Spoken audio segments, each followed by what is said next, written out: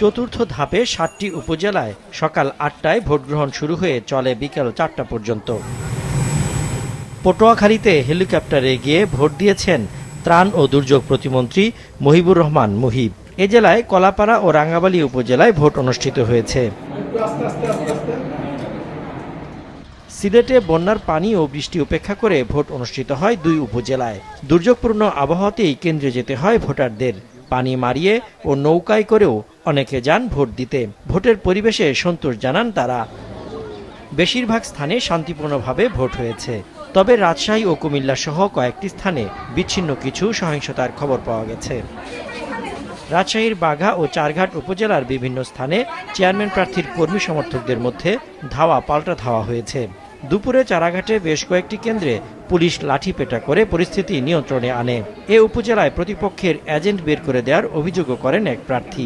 কারণ এখন পর্যন্ত আমাদের গত 3টি যে নির্বাচন হয়েছে আর কি 3 দফায়, তাতে সেখানে 37% মতো ভোট পড়েছে।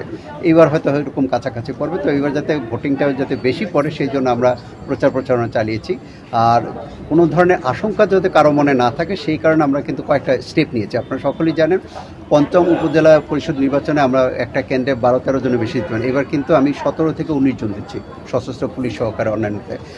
ফেনীর ছাগলনাইয়া উপজেলা পরিষদ নির্বাচনে জাল ভোট সহ নানা অনিয়মের অভিযোগে ৫ জনকে আটক ও ১ জনকে কারাদণ্ড দেওয়া হয়েছে। বাতিল করা হয়েছে 18টি ব্যালট। জাল ভোট দেওয়ার অভিযোগে ১ জনকে আটক করা হয় ময়মনসিংহের নান্দাইলেও। সবাই সুন্দরভাবে ভোট দিতে এসেছে এবং আমরাও সুন্দরভাবে ভোট দিতে পেরেছি বলে আমরা আসলে ভালো লাগছে। খুব খুশি লাগছে। আজকে 20 বছরে আমি ভোট দিয়েছি।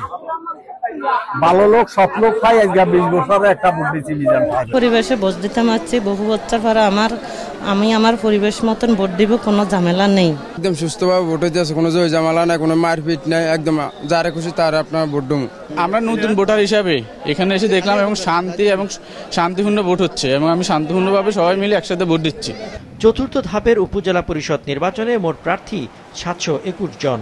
এর মধ্যে চেয়ারম্যান পদে প্রার্থী 251 জন, ভাইস চেয়ারম্যান 265 ও নারী ভাইস চেয়ারম্যান পদে 205 জন।